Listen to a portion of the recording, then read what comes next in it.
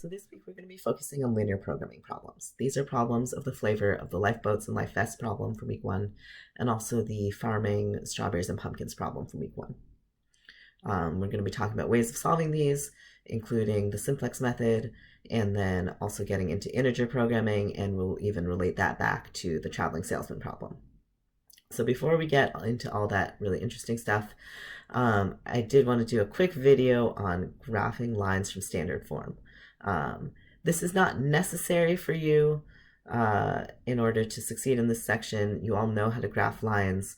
You would all be fine with whatever method of graphing lines that you know. You may not even need to do it by hand. You can probably do it in Desmos. Everything would be fine. But they no longer teach this method of graphing lines in high school, and I think it's a very big time saver and makes your whole life better if you do this instead of the clunky things they do, which are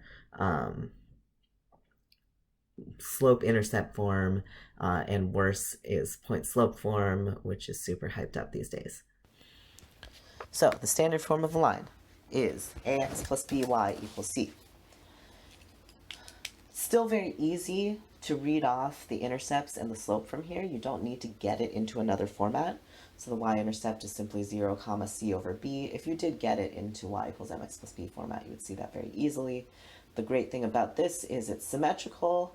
The x-intercept is no harder to find than the y-intercept. C over a comma 0 makes sense. The only hardish thing to remember is the slope is negative a over b. But if you remember that, then you never need to do this crazy thing where they give you this line, 3x plus 4y equals 16. By the way, this is a very common format to receive a line in, especially we saw in the lifeboats and the farming problem. Our lines come in this format, and it does show up naturally in a lot of parts of math. Okay, so in high school they would tell you to do this ridiculous thing and write these very ugly fractions, and then graph it. We don't need to do that. It's terrible. We can just look for the y-intercept. C over b is 16 over 4 is 4. We'll just graph that right away. We don't need to write it down.